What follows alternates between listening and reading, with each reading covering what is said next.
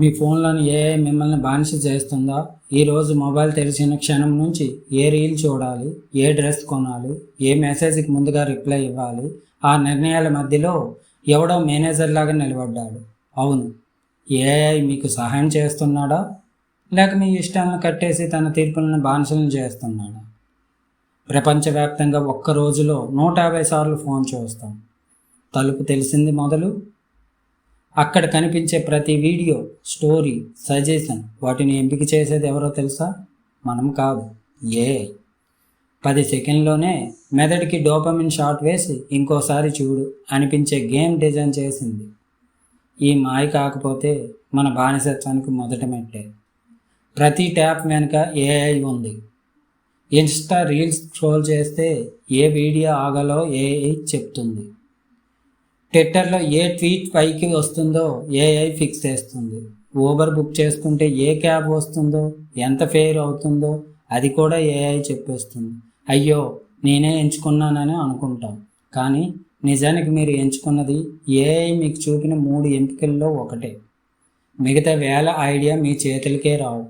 క్యూరేషన్లో దాగి ఉన్న ట్రిక్ మీరు ఓనర్ అనిపించేలా చేస్తుంది, కానీ చివరికి గెలిచేది ఏఐ. డేటా ఆధారిత బానిసత్వం.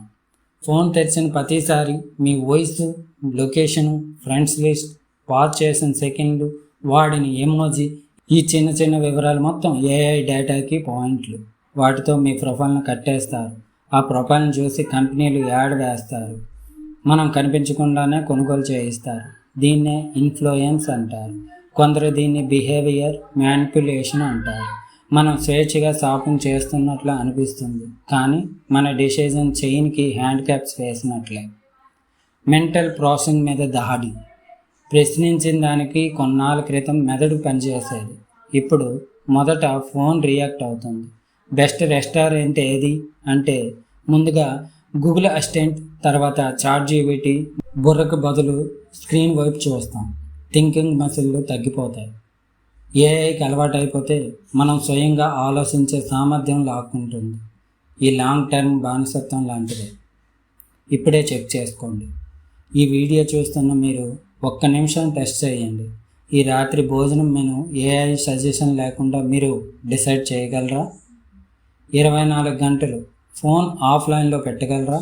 అవును అంటే మీ వద్ద ఇంకా స్వేచ్ఛ ఉంది. కాదు అంటే బానిస బారిన పడినట్టే.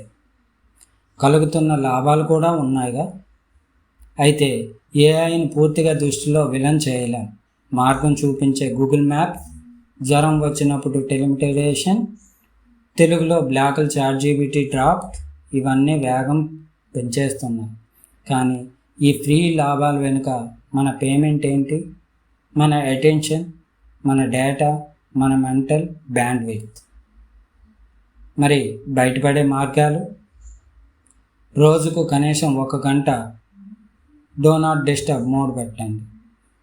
ఏఐ సజెషన్ చేసేది కాకుండా మీరు ముందే ఫిక్స్ చేసిన డిఫాల్ట్గా పెట్టుకోండి. రోజుకో ప్రశ్న. ఏదైనా న్యూస్ చదివాక ఈ న్యూస్కి లాభపడేది ఎవరు అని అడగండి. సెట్టింగుల్లో పర్సనలైజ్డ్ యాడ్స్ ఆపేయండి.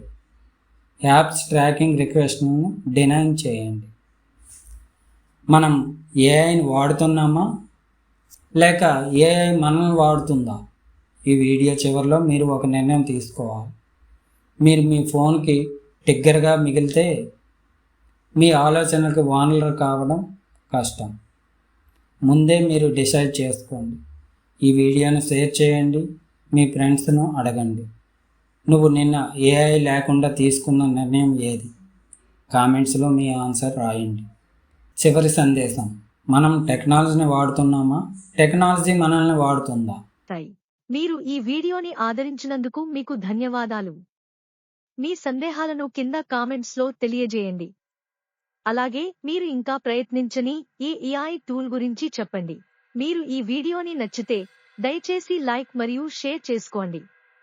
మా ఛానల్కు సబ్స్క్రైబ్ చేయడం మరువద్దు.